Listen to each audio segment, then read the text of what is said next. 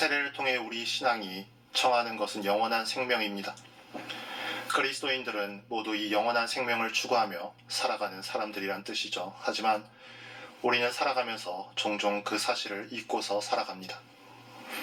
그리고 동시에 나는 언젠가 죽게 될 사람이라는 사실 또한 잊어버린 사람처럼 살아가죠. 영원히 살 것을 믿지도 않고 죽을 것이라는 사실도 잃어버리고 사는 그런 모순적인 삶은 사실 비신앙인과 다를 바 없는 삶의 형태입니다.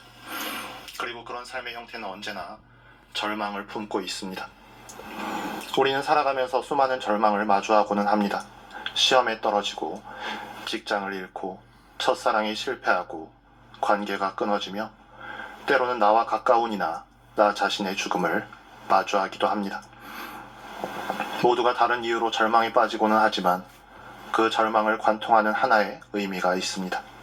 돌이킬 수 없다는 것이죠. 더 이상 건강하게 살 수 없다. 더 이상 그 사람과 함께 살아갈 수 없다. 더 이상 그 일을 할 수가 없다.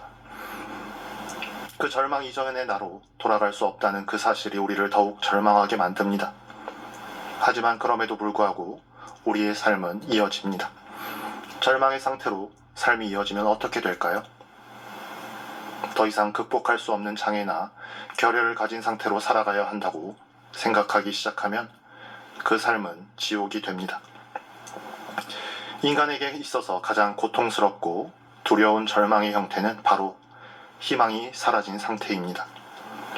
특히 그리스도인에게 그 어떤 것도 희망할 수 없는 상태는 진정한 죽음을 의미합니다. 사람이 죽음을 앞두었을 때 무슨 생각을 하게 될까요? 신앙이 없는 이에겐 완전한 절망밖에는 남지 않습니다.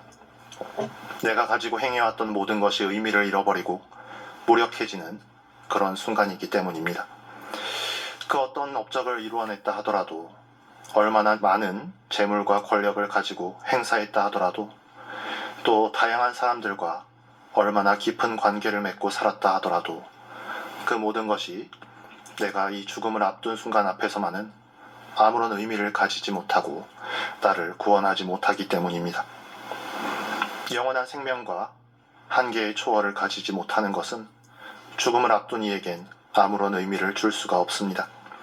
그래서 신앙을 가지지 못한 사람은 죽음을 앞둔 순간 자신을 절망으로 심판합니다.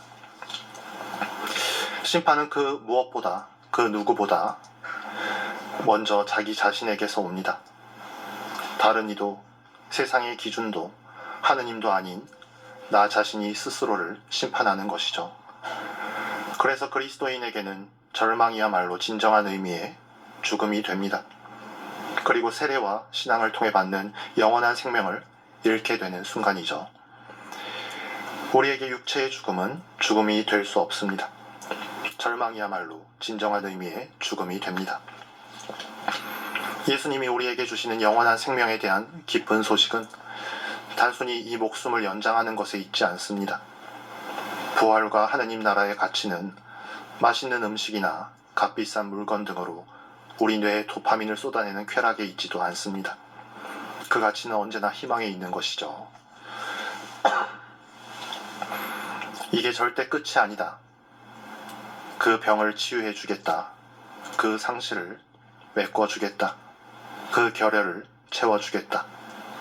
그 절망을 희망으로 바꾸어 주겠다. 그것도 영원히. 그래서 그리스도인이라면, 신앙을 가진 사람이라면 어떤 경우에도 절망해서는 안 됩니다. 희망을 버려서는 안 됩니다. 하느님과의 계약으로 예수님이 보여주고 이끌어 주시는 부활로 성령의 이끄심으로 알게 되고 얻게 되는 그 모든 것을 마지막 순간에 손에 쥐고 놓지 않는 유일한 구원의 동아줄로 절망이라는 진정한 죽음을 피하는 것, 그게 우리의 희망입니다. 우리가 믿고 우리를 사랑으로 구원하실 하느님은 절망 속에 죽어서 먼지로 사라질 이들의 하느님이 아니라 영원히 살아갈 이들의 하느님이십니다.